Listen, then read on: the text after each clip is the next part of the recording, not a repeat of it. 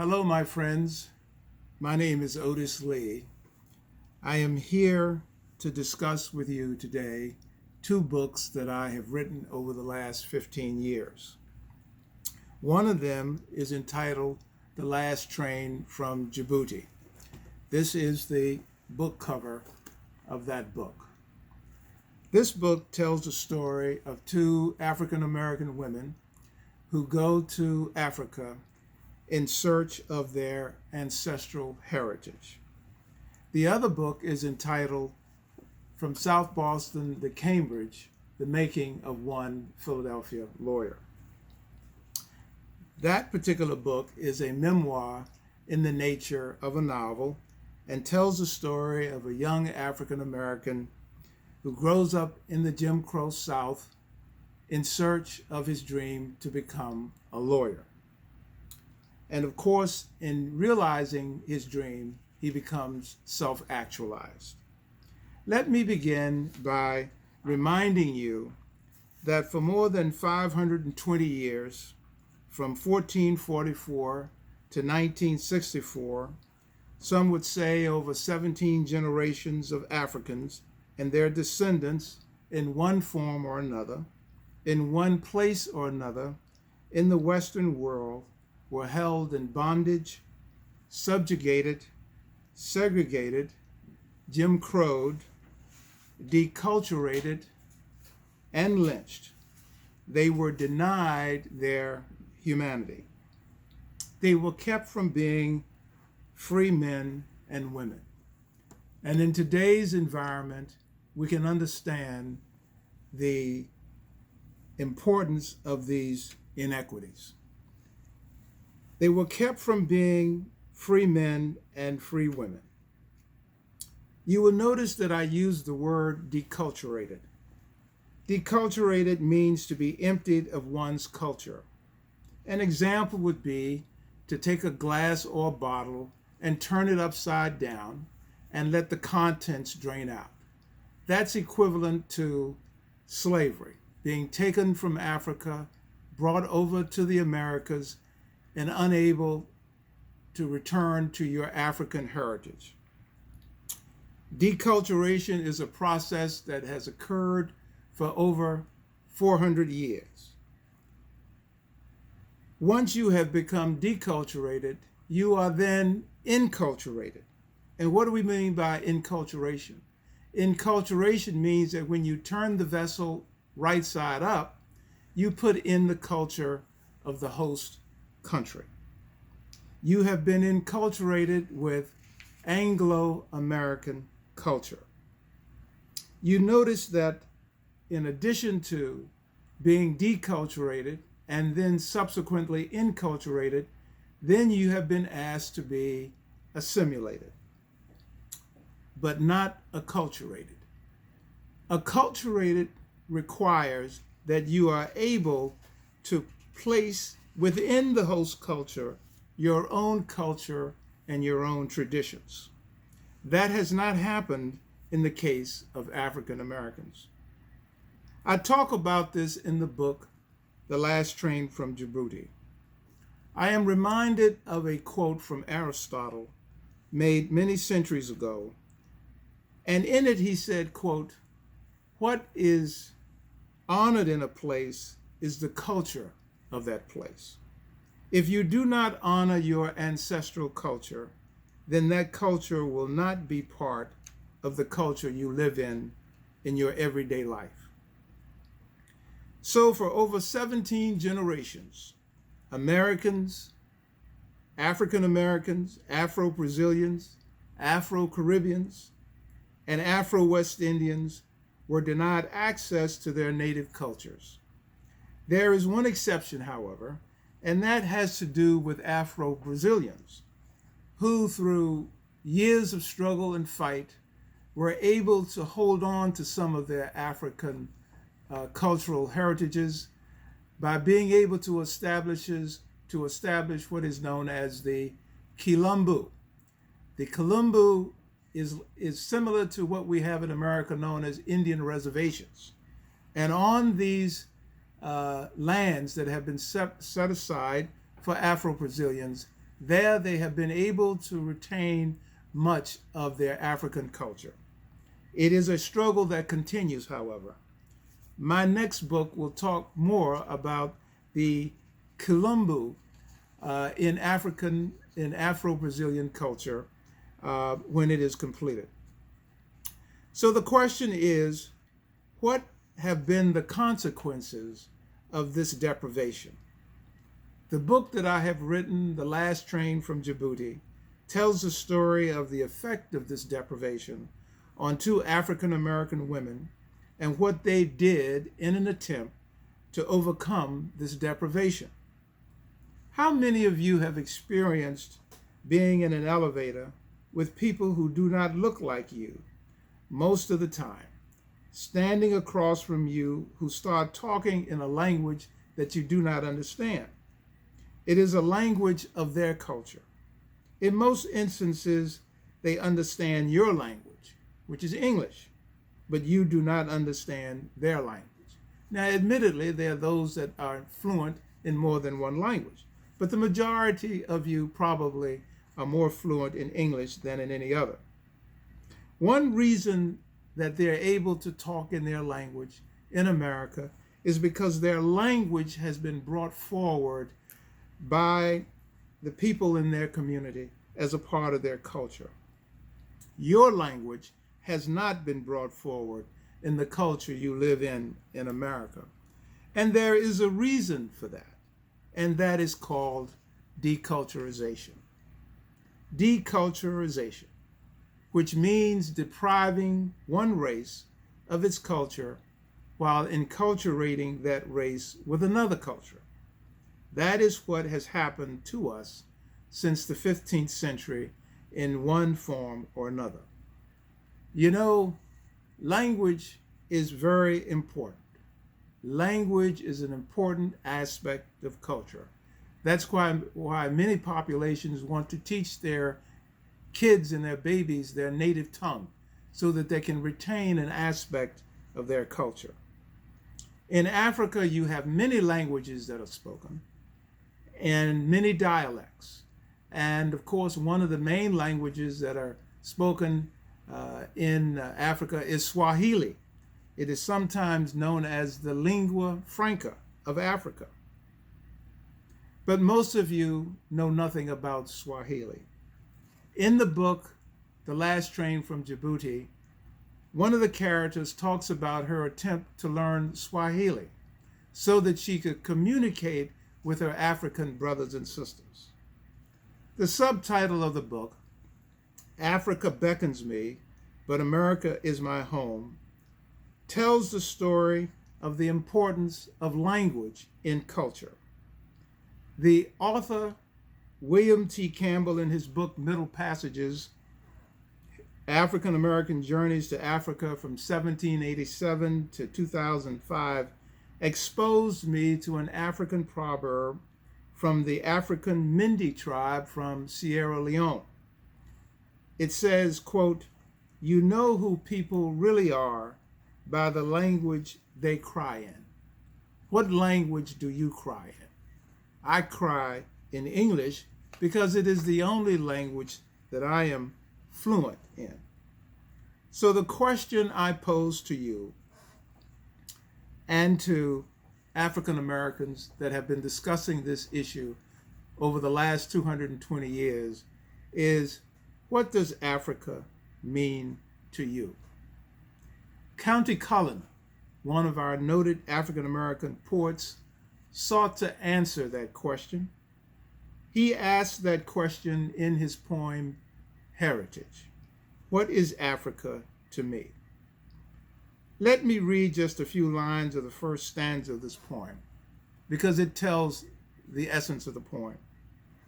It goes, quote, "Copper sun or scarlet sea, jungle star or jungle track, strong bronze men or regal black, women from whose loins I sprang when the birds of Eden sang. One 3 centuries removed from the scenes his fathers loved, spicy grove, cinnamon tree. what is Africa to me? So I lie all day long, want no sound except the song. From the end of the 18th century to this day, the issue of African Americans returning to Africa continued to reverberate in our African American culture. Africa remains an enigma to many, a citadel of African American and ancestral culture to others, and to some whites it is a repose, seeking to return African Americans to Africa. You will recall, ladies and gentlemen, that not long ago, President Trump made the remark, quote, "Send them back," to some of our Congress ladies, all of them of color. This was not an unfamiliar declaration to African Americans, because we know that during the last quarter of the 18th century, sending Africans back to Africa was promoted by Thomas Jefferson, John Adams, James Madison, and others, as well as notable African Americans, some of whom were very wealthy during that period. One of them by the name of Paul Cuffey, who sought to take African Americans back to Liberia. But the debate among African Americans in the 19th century was whether or not we should stay or fight for what we had earned and what we had fought to achieve in America, whether we should stay or whether we should go. Now, by last count, I estimate that between 3,000 and 5,000 African Americans are currently living in Ghana. According to some sources, over 121,000 African Americans are living in Africa, in places like Sierra Leone, Liberia, Ghana, South Africa, and Ethiopia. It is not so much a question of whether we should stay or go at this time in our lives, because essentially that question has been answered. The majority of African Americans have decided to stay in America. But you should ask yourself nonetheless, what does Africa mean to me? Copper sun or scarlet sea? Jungle star or jungle track? Strong bronze men or regal black? The book, The Last Train from Djibouti, tells the story of two women who go to Africa at different stages in their lives to find what for them was the golden fleece. You will recall that in Greek mythology, the golden fleece was an aspect of Greek culture that Jason and the Argonauts strove to obtain. It symbolized wealth. It symbolized courage. It symbolized a great fortune. It was a trip from Greece through the Mediterranean, and some say across the Atlantic to the Americas. So it was for the characters in the book, The Last Train from Djibouti. They were attempting to find the golden fleece of their cultural existence in Africa. One of these women, an African-American professor from a prestigious Ivy League university, wanted to establish a nursing program in Botswana. So she journeyed to Africa and she set up a baccalaureate nursing program at the University of Botswana. She then returned later to set up a graduate program in nursing at the University of Botswana. And from that graduate program, over a half a dozen African nurses obtained their PhD in American universities. But in addition to wanting to establish a nursing program, she wanted to become an African. She loved African culture, that she knew of it, and she wanted to become an African. She wanted to transfigure herself to become an African. But the Africans reminded her in very stark terms, no, she was not an African. So why would a successful professor at a prestigious university want to go to Africa? Why did she view Africa as a panacea? Was Africa the best of all possible worlds? For her, it wasn't. But it was her idealism that motivated her to seek her golden fleece. Another one of the characters was a student at a prestigious university on the East Coast, a freshman student who wanted to go to Africa. Her identity had not been completely formed. She was still searching for who she really was, and she wanted to learn more about her African heritage and her African culture. So she journeyed to Makerere University in Uganda. She found more than she bargained for in that experience. So did the professor.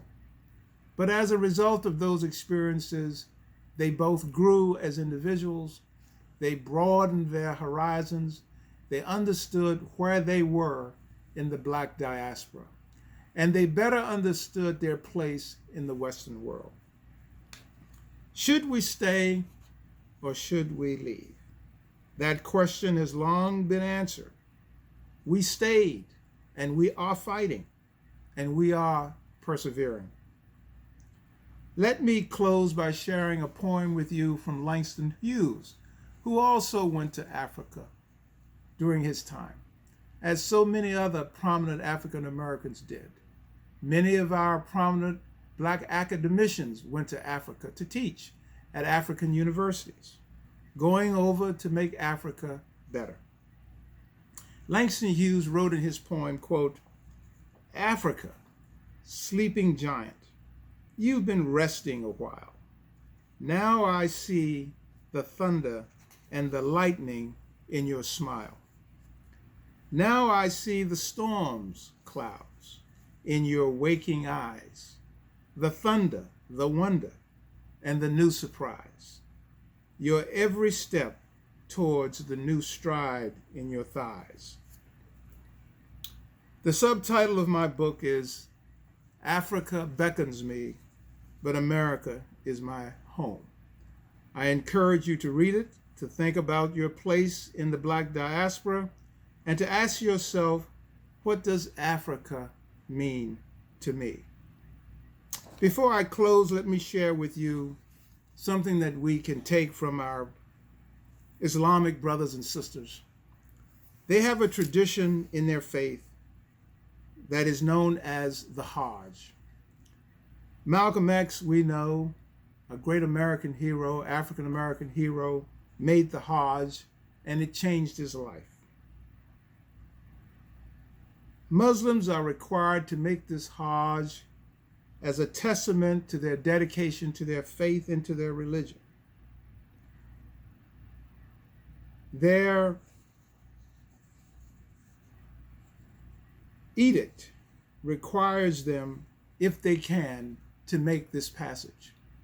And they say, if they can make this passage, they are to go to Mecca and to worship in Saudi Arabia as a manifestation of their belief in their religion. I think we could take something from that. We as African Americans should go to Africa at least once in our lives. I know it's difficult. It's an expensive trip, but I'm sure there are many travel opportunities that can be made to be affordable. And finally, I want you to understand that the historian John Hope Franklin wrote in his memoir, Mirror to America, the following passage about his experience when he first went to Africa. And let me share that with you. Quote, "On the first full day of my visit to Lagos in Nigeria," Lagos was the former capital of Nigeria, "I went for a walk, eager to observe the people as much as I could. One man about my age walked up to me, extended his hand, and said, 'Welcome, brother. I had never previously regarded Africa as my home, and his greeting gave me the opportunity to think of the idea of motherland and what its significance was to me and the millions of others whose distant past was rooted in the land south of the Sahara. I rapidly came to a firm decision. Even if that handsome Nigerian was not my brother, I was prepared to adopt him and to view the soil under my feet and his feet as my home away from home. At that moment, I became determined to assimilate as much of Africa's culture as I possibly could. This is the thought that I want to leave you with today. Albeit difficult, remember you do have choices, that your people have a motherland that is not filled with anti-Black racism and police brutality. Africa certainly has its problems, many of which require difficult resolutions. But think broadly about your horizons and the world in which you live. Nelson Mandela, in closing, said to his biographer about his many years in prison. We know that he was imprisoned by the Afrikaners in Africa for more than 28 years. He told his biographer, he said, quote, "I couldn't be broken. I could not be broken by the many years I spent in prison, many years at hard labor, because," he said, "I knew from whence I came. I knew I had been sired by a king." Ladies and gentlemen, I encourage you to explore your roots, gain the knowledge of self, go to Africa, experience it at least once in your lifetime, and you will find a reservoir of culture and resiliency to help you in today's world. Remember, I hope you will take a look at the book From South Boston to Cambridge, The Making of One Philadelphia Lawyer, and the last book, The Last Train from Djibouti. Thank you for sharing this moment with me.